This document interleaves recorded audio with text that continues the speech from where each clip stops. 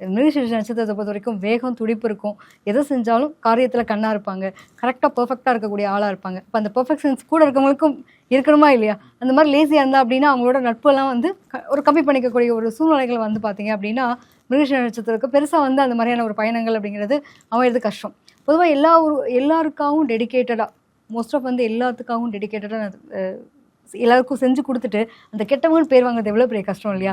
இதெல்லாம் உங்களுக்கு நெறைய வந்திருக்கும். கேட்டு பாருங்க. நெறைய பேர் மிருகசீரிஷ நட்சத்திரம் சொல்லுவாங்க. அது மட்டும் இல்லாம இவங்களுக்குலாம் வந்து பார்த்தீங்கன்னா, இது சந்திரன் உச்சம் பெறக்கூடிய ராசி தான். ரிஷபத்தில தான் இவங்களுடைய ராசியாதிபதியா இருக்கக்கூடிய செவ்வா இருக்காரு. வண்டி வாகன போக்குவரத்துல ஒரு அதீத ஆர்வம் இருக்கும். கட்டுடலான உடல்னு சொல்லுவாங்கல்ல. தன்னை வந்து அழகா பிரகாசமா காட்டுறதுன்னு சொல்லுவாங்க. நெறைய பேர் இன்னைக்கு இன்ஸ்டாலாம் பார்க்குறோம். பசங்க ஆனா ஊனா ஜிம்முக்கு போயிட்டு ஒரு ஃபோட்டோ எடுக்க வேண்டியது, அழகா போஸ்டர் போடுறது. இதெல்லாம் யாருன்னு பார்த்தீங்கன்னா ரிஷபம். மத்தவங்கள் அதாவது தன்னுடைய ஒரு உடல் அழகா இருக்கட்டும், அறிவா இருக்கட்டும், எல்லாத்தையும் மத்தவங்களுக்கு பயன்படுத்தணும். நான் ஏதோ ஒரு விஷயத்த நான் செஞ்சுட்டேன்.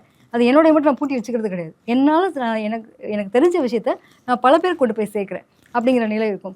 பார்க்கறதுக்கும் அழகா வசீகரமா மனிதர்களுக்கு மட்டும் இல்ல, எல்லாருக்கும் ரொம்ப பிடிக்கும். நீங்க சொன்ன மாதிரி பேய்களுக்கெல்லாம் பிடிச்ச நட்சத்திரம்னு சொல்ற மாரி கிட்டத்தட்ட அமானுஷ்யங்கள்லாம் இவங்களால ரிசீவ் பண்ண முடியும். குருமார்களா நம்ம பார்க்கக்கூடிய ராகவேந்திரா சுவாமிகளா இருக்கட்டும், அதே மாரி ஆதிசங்கரா இவங்கலாம் அவதரிச்ச நட்சத்திரமே வந்து பார்த்தீங்க அப்படின்னா, மிருகசீரிஷ நட்சத்திரம். அப்ப அப்படிப்பட்ட மகான்கள் அவதரிச்ச நட்சத்திரத்துல இருக்கவங்க வந்து இவங்க எப்படி இருப்பாங்க? நிச்சயமா அந்த ஆன்மீக பற்று. ஏதாவது ஒரு மனசுல ஏதாவது இன்ட்யூஷன் நெறைய உங்களுக்குலாம் வரும். எத்தன பேர் கேட்டு பாருங்களேன். டெஃபினட்டா மிருகசீரிஷ நட்சத்திரத்துல பிறந்த பல பேருக்கு எனக்கு எல்லாமே நடக்க போறதெல்லாம் முன்னாடியே தெரிஞ்சுது.